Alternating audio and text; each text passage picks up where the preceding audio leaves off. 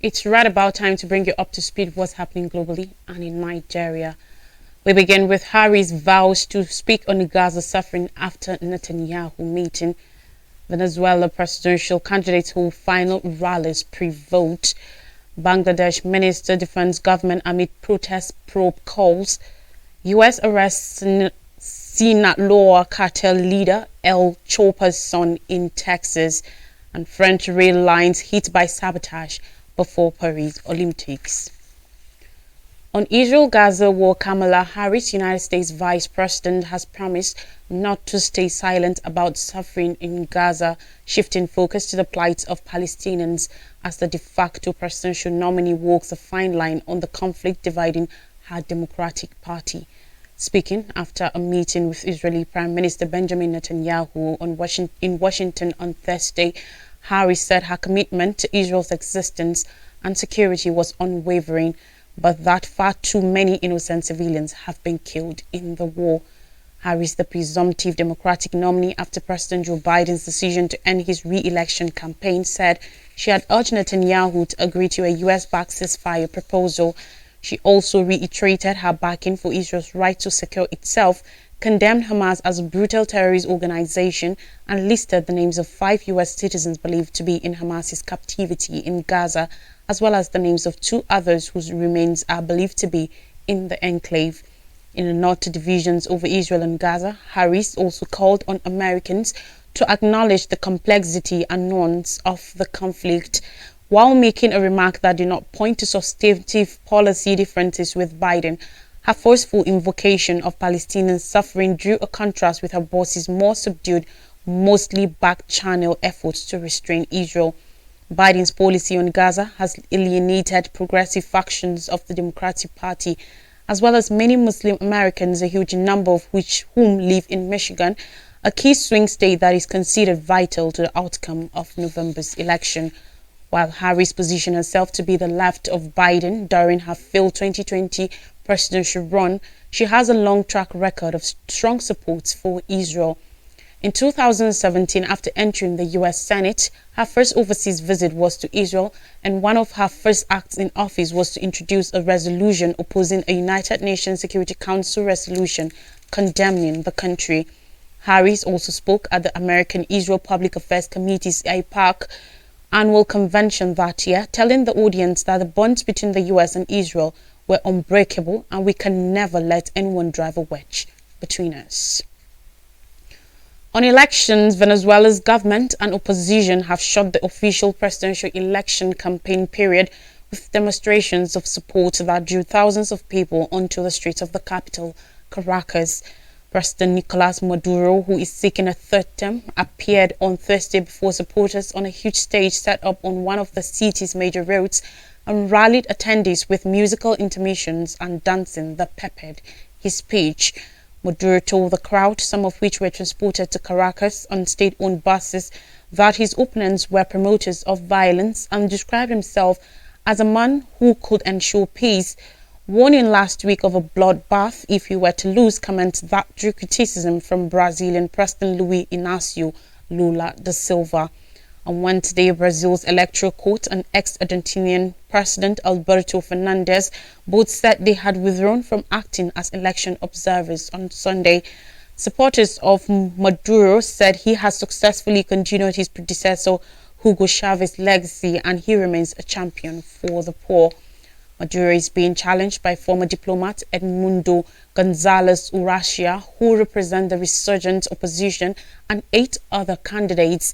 Urratia and opposition party leader Maria Corina Machado garnered far fewer supports for their final rally on Thursday, moving through the city standing atop a platform affixed to a truck until they reached a middle-class district of the Caracas. Gonzalez said he trusts the country's military will ensure respect for the result of the vote on Sunday. Now, Bangladesh's Minister of State for Information and Broadcasting has defended the government's handling of mass protests as United Nations experts call for an independent probe into the government's deadly crackdown on demonstrators. According to a report on Thursday, Mohammed Arafat said the country's security forces had done everything to bring back the peace amid the student protests. He accused third-party actors, including extremists and terrorists, of fueling the unrest. Earlier this month, thousands of Bangladeshi students took to the streets to demand reforms to the South Asian country's quota system, which allocates 30% of government jobs to the descendants of veterans who fought for Bangladesh in the 1971 war. Over 150 student protesters have been killed and thousands have been apprehended in the crackdown on the demonstrations, according to local reports, triggering tensions across the nation of over 170 million people. On July 15th, the protest turned violent after members of the Bangladesh Chhatra League (BSC), the student wing of the country's ruling party, allegedly attacked the protesters. Police then cracked down on the demonstrations and enforced a curfew. Students were asked to vacate universities, which were closed, businesses were shuttered, and internet access was disrupted nationwide. The Bangladeshi government has come under international scrutiny for its handling of the protest. On Thursday, Volker Turk, United Nations Human Rights Chief, called for an impartial, independent and transparent investigation into all alleged human rights violations that occurred during the crackdown. In a separate statement, a group of United Nations experts also called for an independent investigation into what they described as the government's violent crackdown on protesters. An alleged Mexican drug kingpin suspected of flooding the United States with deadly fentanyl and who evaded authorities for decades is in U.S. custody after he was seemingly lured across the border to federal agents. Attorney General Merrick Garland said in a statement, Ismael El Mayo Zambada, 76, the alleged co-founder and leader of the powerful Sinaloa cartel, was arrested in El Paso, Texas on Thursday. He also said Joaquin Guzman Lopez, 38, another alleged cartel leader, was also arrested. Guzman is the son of the cartel's infamous co-founder and former boss Joaquin El Chapo Guzman, 69, who is serving a life sentence in a U.S. prison after he was convicted 5 years ago on multiple charges. Both Zambada and Guzman Lopez face numerous charges for allegedly leading the cartel's criminal operations, including its deadly fentanyl manufacturing and trafficking networks, Garland said. The sting operation to catch Zambada duped the alleged drug lord into flying to the U.S. under false pretense. Two law enforcement officials familiar with the plot said, according to report. Zambada and Guzman Lopez boarded a plane supposedly en route to inspect a property in Mexico, the sources said, adding that at least one of the men was unaware they were headed to the United States. FBI agents arrested the two alleged drug kingpins after they landed in El Paso. According to the U.S. State Department, among various criminal charges Zambada faces in the U.S., he was indicted by another Illinois grand jury in 2009. While his whereabouts are unclear, it was reported that a U.S. Justice Department aircraft frequently used for extraditions traveled from El Paso and landed at an airport near Chicago early Friday morning. U.S. authorities had sought Zambada's capture for years and in 2021 raised the reward for information leading to his arrest to $15 million. Christopher Wray, FBI director, said Zambada and Guzman Lopez had eluded law enforcement for decades and will now face justice in the United States. The pair allegedly oversaw the trafficking of tens of thousands of pounds of cocaine, heroin, methamphetamine, and fentanyl into the U.S. along with related violence, Ray added. Annie Milgram, Drug Enforcement Administration chief, said the pair's arrest strike at the heart of the cartel that is responsible for the majority of drugs, including fentanyl and methamphetamine, killing Americans from coast to coast. Going ahead, on Friday, France's high-speed train lines were aimed by many malicious acts, including arson, in what has been described as coordinated sabotage to interrupt travel ahead of the opening ceremony of Paris Olympic Games. The disruption has affected Atlantic, Northern and Eastern high-speed lines, with damage caused to several of its facilities. SNFCF said one of the acts was foiled, according to France State Railways Company. And SNCF said traffic on these lines is very disrupted, with the railway network requiring to divert and cancel a huge number of trains. They outlined the team members are on site to oversee repairs, however, said the situation will possibly last the whole weekend. The Remy Train Centre Val d'Iliour has also said their train lines will be disrupted until at least Monday, with a fire near the tracks in Cotalien in northern France causing disruptions for journey to Paris. The disruptions come just hours before the Olympic torch relay closes and the opening ceremony begins. The French Minister of Sports and Olympic and Paralympic Games, Emilia Odi Castera, said the disruption to the train lines are a sort of coordinated sabotage, condemning the attacks in the strongest possible terms and said it is truly appalling. She said the incident will disrupt travel on Friday as well as the weekend. On more stories now, and on climate crisis, United Nations chief urges action against extreme heat pandemic. The head of the United Nations has called on countries to take action to tackle the impact of crippling heat as the world experiences record high temperatures and that have put vulnerable communities at risk. Antonio Guterres, speaking on Thursday, said billions of people around the world are experiencing an extreme heat epidemic fueled by climate change. Extreme heat is increasingly tearing through economies, widening inequalities, undermining the sustainable development goals and killing people, the United Nations Secretary General said. Guterres' cautioning comes a day after the European Union's climate monitor said the world had experienced its hottest day on record this week. The universal average surface air temperature on July 22nd surged to 17.15 degrees Celsius, 16.2.9 degrees Fahrenheit, or 0.06 degrees Celsius higher than the record just set a day earlier. The Copernicus Climate Change Services CS3S said on Wednesday. Every month since June 2023 has now ranked as the planet's warmest since record started in 1940, compared with the corresponding month in previous years, according to C3S. The record had last been set for 4 consecutive days in early July 2023. Before that, the hottest day was in August 2016. In recent weeks, millions of people around the globe have experienced record high temperatures, including across the Middle East, Africa and Asia, where the crunch has exacerbated social inequalities. Over 70% of the world workforce, some 2.4 billion people, are now at risk of extreme heat, according to a report from the International Labour Organization, ILO, published on Thursday. Closely 93% of the workforce is exposed to excessive heat, and 84% of the Arab state workforce is in Africa, the report found. Excessive heat has been blamed for causing nearly 23 million workplace wounds worldwide and some 19,000 deaths yearly. Experts have also cautioned that as the effects of climate change strengthen, weather patterns are becoming more extreme, with droughts, supercharged hurricanes, floods and wildfires affecting much of the world. During Thursday's news conference, Guterres said countries must decrease their dependence on fossil fuels, which exacerbates the climate crunch. Now, teen detained after nationalist Ukrainian ex-lawmaker killed. Local authorities say an 18-year-old man has been detained on suspicion of killing a former Ukrainian lawmaker after her fatal shooting in the city of Lviv. Last Friday, Irina Farion, 60, died in the hospital after she was shot in western Ukraine. The mayor of Lviv, Andriy Sadoviv, posted on social media.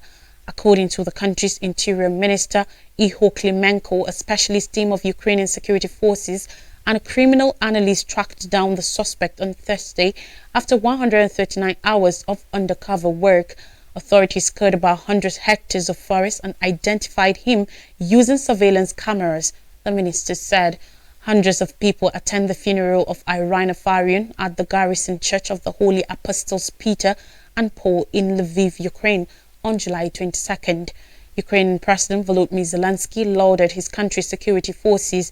A former nationalist parliamentarian and professor, Farion was known for her unfavorable attitude towards the Russian language, which is spoken in eastern Ukraine. The Security Service of Ukraine unveiled a criminal probe against the academic last year after she published a social media post with a screenshot of a message from a pro-Ukrainian student in occupied Crimea containing the name, surname, and other personal data of the sender. That information became the basis for his prosecution by the Russian Special Services. During the investigation in November, Farion told authorities that she categorically rejected Russian-speaking members of the armed forces fighting against Russia's full-scale invasion, according to reports, saying she could not call them Ukrainians. Her statement stoked a wave of outrage among sections of Ukrainian society. In African scenes, SA say DA seeks ANC punishment for Ramaphosa's speech. On Thursday, South Africa's Democratic Alliance DA took the African National Congress ANC, the party it co-governs the country with, to court over a pre-election speech in May given by President Cyril Ramaphosa. It's an early sign of friction between the fresh coalition partners. The court papers were submitted to the Electoral Court by the DA in May before it entered into a coalition with the ANC, but it decided to still go ahead with the case. The DA asked the court to remove 1% of the vote received by the ANC in May 29th national election and fine Ramaphosa, the ANC leader, $10,900 and his party $5,450,000 over what it argues was a presidential address that was used for election campaigning and resulted to an abuse of office. Yesterday, the ANC responded by calling the DA's legal action frivolous and unwarranted and said the president was following the constitution when he made the speech. Ramaphosa gave the speech 3 days before the poll in his capacity as head of state, but used parts of it to high point what he said were ANC's successes during its 30-year rule as South Africa's governing party. The DA said election rules don't permit him to engage in party politics and campaign for the ANC when he speaks as the president. The ANC lost its long-held majority in the historic election when it received just 40% of the vote. That forced it to form a coalition government for the first time to run Africa's most industrialized country.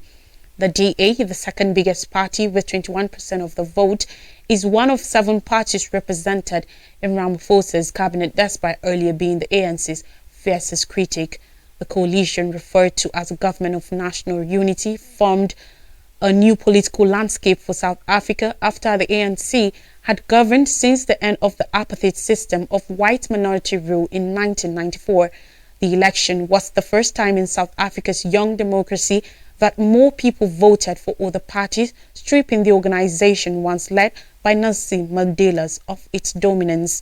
The left-leaning ANC and the centrist DA are the major parties in the coalition, but them working together was seen as unlikely given their stark ideological differences and history of opposition to each other. They have hugely managed to project a sense of unity over the last month since the coalition was agreed. We take a short break, and when we come back, more stories, particularly from Nigeria. Please don't go anywhere.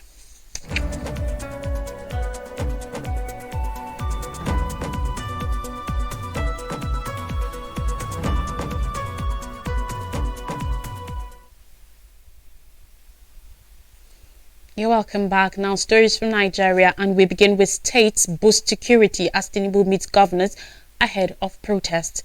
After a meeting between Nuhu Ribadu, National Security Advisor NSA, and the Nigerian Governors Forum NGF, security has been ramped up in most states of the Federation to contain the proposed protests against hardship and poor governance by the present administration. Some governors who attended the meeting in Abuja called an emergency security meeting during which they pronounced strategies to either stop the protests from being held or being hijacked by hoodlums. The security agencies also rolled out measures to ensure law and order throughout the country. After the governors' discussion, the NSA, President Tinubu also met with the Progressive Governors Forum PGF at the Presidential Villa in Abuja on the planned protest. Hope Uzodinma, the chairman of the PGF and the Imo State Governor, led the governors to the President's office along with the chairman of Nigeria Governors Forum, Governor Abdulrazak Abdulrahman of Kwara State. Others also seen were the reinstated Deputy Governor of Edo State, Philip Shaibu, the Governor of Benue State, Father Hyacinth Aliyah, Uba Sani of Kaduna State, and the Governor of Ebonyi State, amongst others. Meanwhile, yesterday, President Bola Ahmed Tinubu restated that he was not opposed to peaceful demonstrations because they are an integral part of democracy. In a communique after the forum's meeting on Wednesday night, chaired by Kwara State Governor Abdulrahman Abdulrazak, the governors acknowledged that the planned protest remanded serious government attention.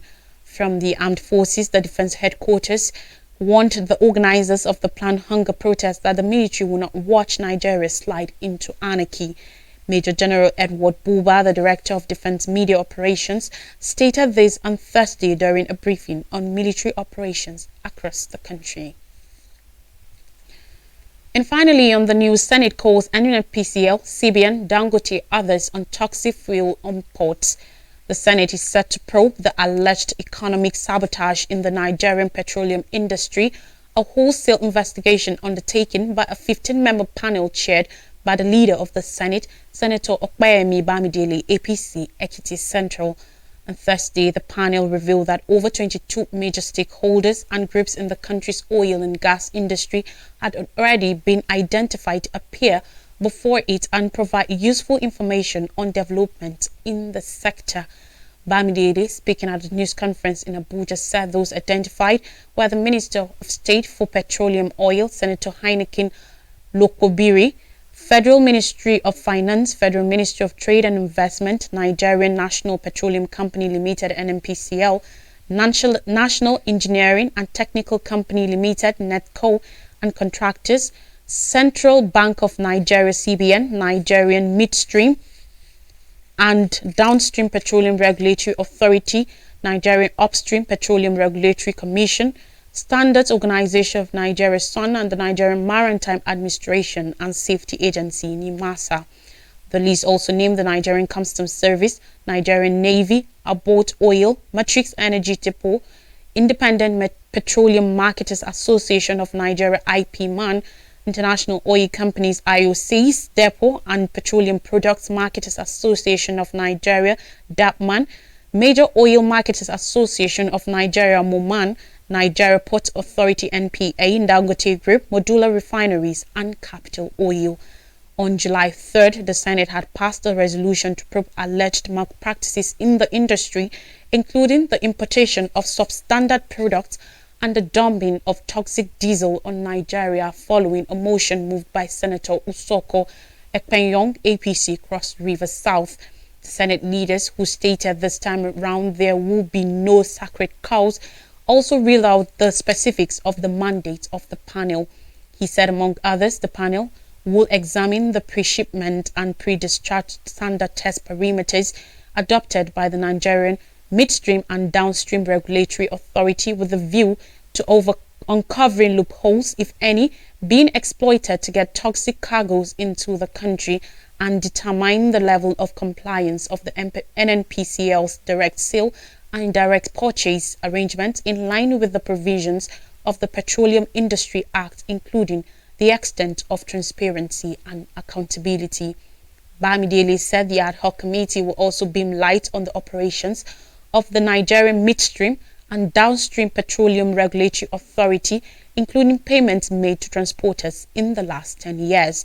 In the course of the investigation, the Ekiti lawmakers said on the spot assessment to facility sites and other physical examinations will be carried out by the committee, including revising the turnaround maintenance contract of the country's 4 refineries, which had swallowed billions of dollars without positive gains. Sensing the doubt Nigerians always voiced over the outcome of such inquiries that hardly punished the culprits, Bamidele said the Senate Ad Hoc Committee on Alleged Economic Sabotage in the Petroleum Industry assures the public that we will pursue this investigation with the utmost diligence and integrity. Certain malpractices happened in the past because the perpetrators took advantage of the absence of a regulatory framework for operations in the industry, according to him. He explained with the PIA now in place, the panel will apply the law while conducting the probe and make appropriate recommendations for both the executive arm of government and the judiciary to implement, assuring Nigerians that anyone found wanting of economic sabotage, including a senator, will not be spared. A recap of major stories says Harris vows to speak on Gaza's suffering after meeting Netanyahu. Venezuela presidential candidates hold final rallies pre-vote. Bangladesh minister defends government amid protest probe calls. U.S. arrests Sinaloa cartel leader El Chapo's son in Texas. And French rail lines hit by sabotage before Paris Olympics. And that's all on the news. Thanks for watching. Have a blessed weekend ahead.